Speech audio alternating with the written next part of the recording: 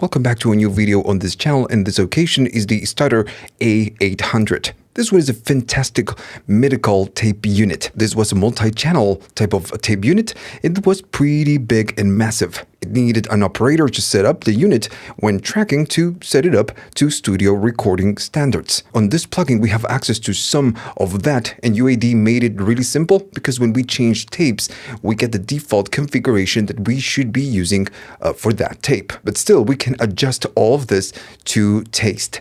And this is what this video is all about, learning how to operate this plugin. Just like on any tape machine unit, the more input you do, you will be getting more saturation. As you go up, you get more. And of course, you need to control it with the output. If you go up, it will go up in volume, and you need to go down on the output. Simple as that. At the left, you have 4 different options. First, it's through, which means that the sound goes in and then goes out, and there's no processing at all. So this means this is the off button of the plugin. Now then, input, it means that the signal goes into the plugin, goes through the electronics, transformer, and everything else, but it's not going through tape. Now then, you have the sync, and then you have the repro, and these ones are really interesting. On the original unit, you had essentially 2 different heads, the record head and the reproduction head. So when tracking, you needed to listen what goes into the unit. The repro head is the final processed sound, and it's what you will use at the end. The problem is that the repro head is further down the line, so there is a latency or just delay. So the engineers of the starter, what they did, they introduced this sync. This one lets the engineer listen to the recording head, no latency, no delay. That's why sync. And this is just for tracking purposes. Now, the question is, why do we get both options on this plugin? Because we essentially have no latency when tracking or listening to something. And it's because there's a small tonal difference. And it's very, very small. If I go to sync, you can see the curve, but I need you to use your ears. And I'm gonna just crank it up.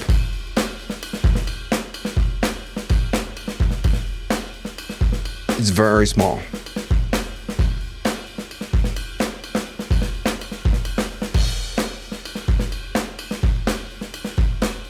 Now, my suggestion for this video is for you to use good speakers or maybe use good headphones. They have the 4 tape formulas that will give you different colors, compression, and saturation. And the calibration is kind of tied to the tape. So I'm gonna go here. I'm just gonna play it back. I'm on 15 IPS. We will talk about this. If I go to 250 and +3, we can see what we are getting back from the tape. And we are on repro, of course. If I go to 456 and +6,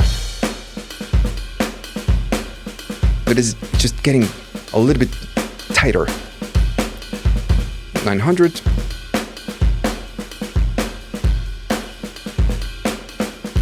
And then GP9.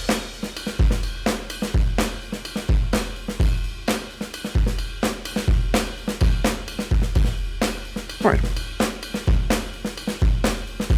I'm doing a little bit too much of input, so we can really hear the the difference. But we could go down on the input and get a little bit less. Okay, so now there's a reason why we get first 250, then 456, 900, and GP9. It's from the older tape to the newer tape. And there's a fidelity factor associated with each tape. This one being the oldest, it sounds, less hi-fi, let's say. And as we keep going up, we will be getting more, more hi-fi. Still, you need to adjust the calibration right here. I'm gonna show you in a minute. But yeah, that's why, in theory, we go from more lo-fi to hi-fi. And still, I think the GP9, even though it's the latest, let's say, more hi-fi, I think, that maybe the 456 or even the 250 sounds a little bit better for my ears. The importance right here is that there's a tonal difference between all of them. Then we have the IPS, which means inches per second. This one is something really important, and it's something that we use with the combination of the different tapes and the calibration. So what it is, it's the speed of the transport. And we really care because, again, it provides a frequency shift. I'm going to play it back, +3 to 50. And I'm going to just, drive it and go down on the output.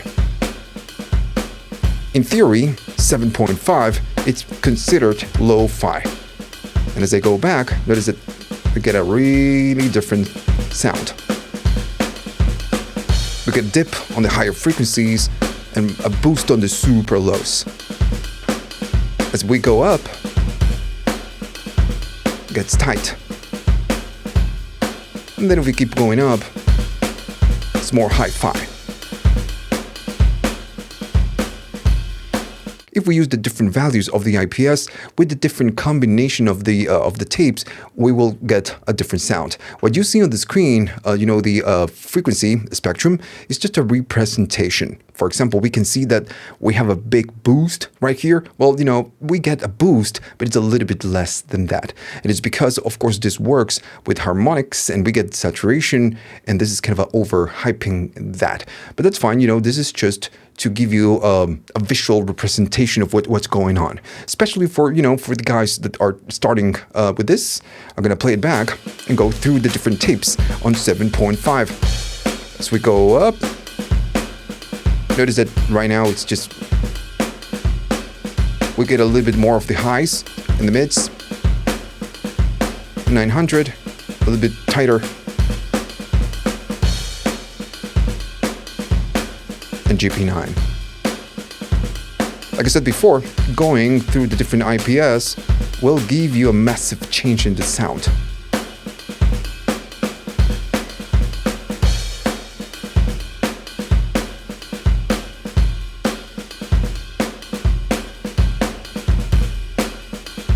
And if we go to 30, it's a completely different. Even if we go to 250, what is the boost right here? So the frequency shift that we get on the low end, especially if we go down, there's where that bump happens right here. But on 30, it's just tighter, just a different place. And also we get more of the highs. If we go to different tape types, we get more. We get a different sound. All right. So that is the IPS. Now notice that you have 30, 15, 7.5, and then it says off. When you go to off, this is completely equal to the through. So you're turning off the plugin.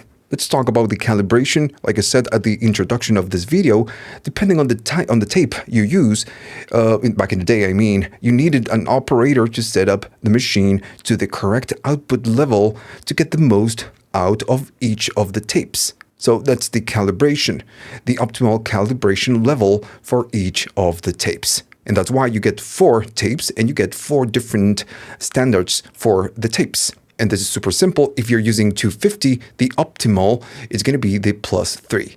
And if you keep moving up, then it's going to be +6. Then 900, it's 7.5, and then it keep going up, and then it's just +9. Let me adjust the input and the output. So what if we use different levels for different tapes?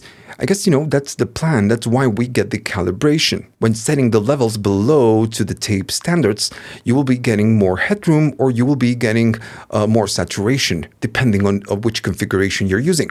I'm just going to, play it back.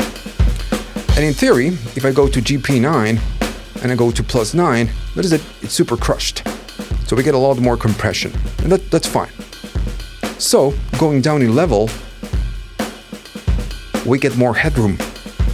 So less saturation, less distortion, and so on and on. So going up, we do more. So you will need to drive less to get the more laid back effect. Still, the sound really changes. So more headroom, less.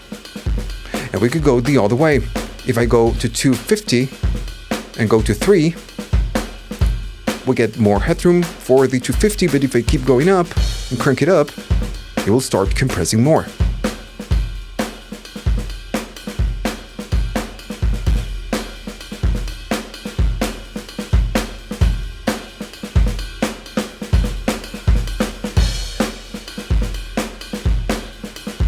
And that's why you get the calibration setting.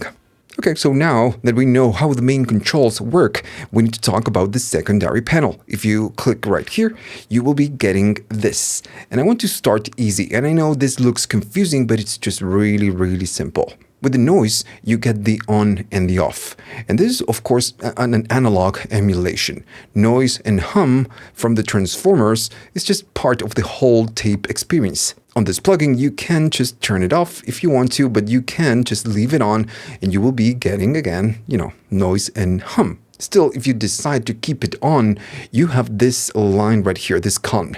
It says noise, and then you get a control to decide how much hum you want, especially on that frequency, and then the hiss, how much hiss you want. Notice it's just pretty noisy. But if you want more of the hum, less of the hiss, go all the way down, or maybe just a little bit of hum and a little bit of hiss. So you can do that. And that's why you get these controls. Again, if you turn it off, you will be getting absolutely nothing. Then you have the NAB and the CCIR. And these ones, they were standards for emphasis. Long story short, when processing through tape, the machine will affect some frequencies. And I mean, just not in a good way. For example, if you know that if you go through tape, it will make it sound darker, you know that at some point you will need to go up on the higher frequencies to compensate. So that's the EQ that we have right here. The difference is the different standards that you get. The NAB is the North American standard, and the CCIR is the European. And they were completely different. I'm going to play it back with this configuration. And you will hear that the NAB, it's going to be a little bit fatter and darker, and the CCIR, it's just brighter.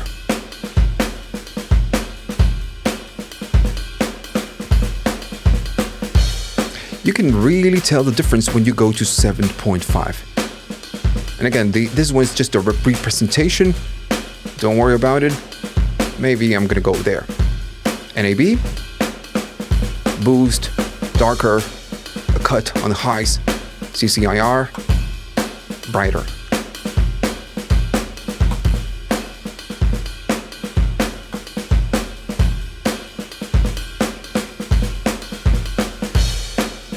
Now, when going to the 30 IPS, notice that the EQ, it's disabled.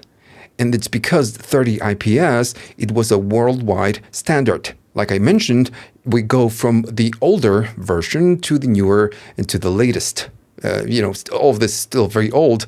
But, when 30 was a possibility, the standard was worldwide. Before 30, it was the North American and the European. Still, when you go to 30, you can modify the hum and the hiss if, of course, the noise is on. I'm going to remove the hiss for now, and I want you to look at this. This is the hum. If I go up, it's going to go really crazy. So we can still change between the NAB and CCIR because of the hum and, of course, the hiss as well. But if I change it to CCIR, notice that the position changes, the frequency changes. And it's because of the voltage. If you go to Europe, the voltage is 220. If you go to the US, it's 110. So the transformers, work on a different voltage, and that affects the frequencies. And as you can see, UAD did a pretty good job at emulating this unit. I'm going to go back to noise off, and then I guess I'm going to use the CCIR. Just like it a little bit more. Now we need to discuss the auto calibration. So when using different types, IPS and so on, and I mean, back in the day, someone needed to set up the machine up to the standards of that tape type. So yeah, if we were going to use GP9, a guy needed to go to the machine and do the configuration so it can sound, properly. Why do we care? When auto calibration is on, it means that when we change the tapes, notice that the settings will change. So it's like having our own starter engineer changing the configurations and adjusting the settings for the tape that we will use. If you go to the different tapes, it will just, adjust the settings. Still, this doesn't mean that you cannot change the settings manually. If I play it back and I maybe, go to high frequencies and up, what is that? We are boosting the highs. And I'm gonna go down on the output just a tiny little bit. So yeah, we can still change it manually. But the thing is that when auto calibration is on, if I go to a different tape and then go back, it goes back to defaults. I'm gonna go to the bias all the way down. Different tapes, go back, the bias will reset. Still, what you can do, you can just turn it off. And now when you change different types, it will not adjust and it will use whatever configuration that you have right here. That's pretty much it. The setting controls are real simple. First, we have the HF, high frequency driver. If I just play it back, we have the HF again. If I go up, we boost the higher frequencies. Simple as that. Now, this one is the driver. So it means that this is a pre-EQ. It's before we burn into the tape. And we can go really up, maybe too much. Now maybe when we use NAB and we are getting a darker type of sound, maybe going here and boosting, it's a nice idea, a cool idea. Right, let me just go back. I can go down and make it sound darker. Okay, again, it's just an EQ. Now then, you have the bias. The bias, it's tough to explain. You do have a technical description of the bias in the manual. I'm going to try to explain it as simple as I can. So think of this like a tube guitar amp. If you adjust the bias of a tube amp, don't ever do it. Send it to a technician if you don't want to die. It will affect the voltage that goes into the tubes. Therefore, it will affect the headroom, compression, and essentially how the amp performs. So biasing the gear correctly will ensure the proper functioning of the amp. Here is the same. If you over-bias according to the tape, remember when we go to the auto calibration, it will adjust the correct bias for us. That is that it's just going and doing it for us. Well, if we maybe go to the defaults in the case of, 456, and I play it back, I can, if I go to +6, I can over-bias the gear. And it is that in this case, we get something a little bit different. We get more headroom, pretty much. I can under-bias, and it sounds more compressed. And this is why you get the bias. If I go maybe to a different one, I could do the same. Over-bias changes it, the whole curve. But if I go down, it will react differently, very differently. If you keep going down on the bias, it will at some point, it sounds like it needs maintenance. Keep going down, and at some point, you get that choppy type of effect. So think of this like a guitar pedal. If the pedal doesn't get enough voltage from the batteries, it's going to sound choppy because, it's just dying. Well, the same thing happens with the tubes. If you don't provide enough voltage, you will be getting, this type of effect. On some pedals, like the Fuzz Factory, for example, you have this gate type of effect. And it's actually part of the sound. It's a component receiving less voltage, so you get this crappy gated type of sound. That could be useful, of course, depending on, what you want to do. Now then, you have the other ones, and I guess I'm gonna go to 456 and just play it back. You have the Sync EQ and the Repro EQ, and these ones are just EQs. We don't need to overthink this. And if you remember, we have the Sync and the Repro, and both don't overlap, so they are just independent. And that's why you have independent high frequency for the sync and low frequency if you want to boost or cut for the sync. But when I go to, if I just boost it and I go to repro, it goes back to defaults because now we need to use the repro EQ. And again, it's the same idea. If you want more highs, we go up. If you want more lows, we go to lows. Or maybe less highs, less lows, and so on and on. Again, just an EQ.